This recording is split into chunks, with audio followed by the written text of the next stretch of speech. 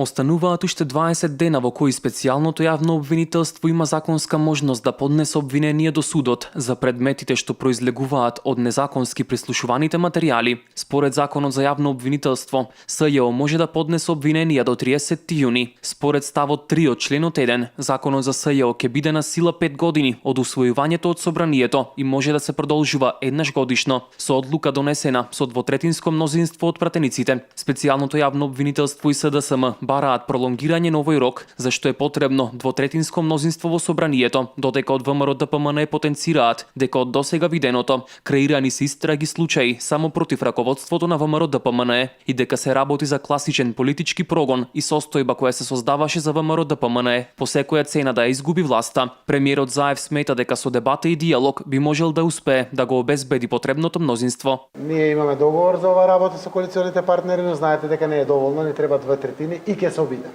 Ќе се обидеме по пат на дебата низ парламентот да обезбедиме 2/3.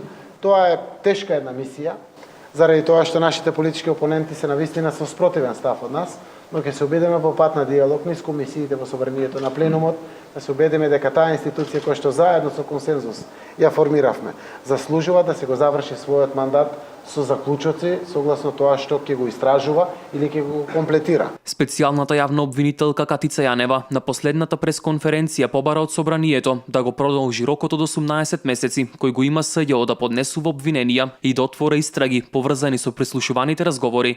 Рокот за поднесување обвиненија за предметите што специјалното јавно обвинителство ги презеде од јавното обвинителство пак истече на 4 јуни. СЈО од обвинителството во декември 2015 година презеде 34 предмети, од кои повеќето се однесуваат на изборни нерегуларности. Законот за СЈО предвидува дека ово обвинителство има 18 месеци од преземањето на предметите за отворање или затворање на истраги и на обвиненија. Во досегашниот период од една година, СЈО отвори 20 истраги и поднесе само 2 обвиненија и 1 обвинителен акт. Согласно ставот, пратениците од ВМРО ДПМН нема да гласаат за продолжување на мандатот на СЈО, со што е скоро сигурно дека истиот нема да биде продолжен, со оглед на тоа што за продолжување на мандатот на обвинителството е потребно двотретинско мнозинство. Како што се ближи крајниот рок на законската можност на СЈО да поднесува обвиненија, денеска во однос на случајот наречен Талир, на исказ во специјалното јавно обвинителство беа повикани поранешниот премиер и генерален секретар на ВМРО ДПМН Емил Димитриев, како и Даниела Рангелова, а и двајцата побараа увид во доказите.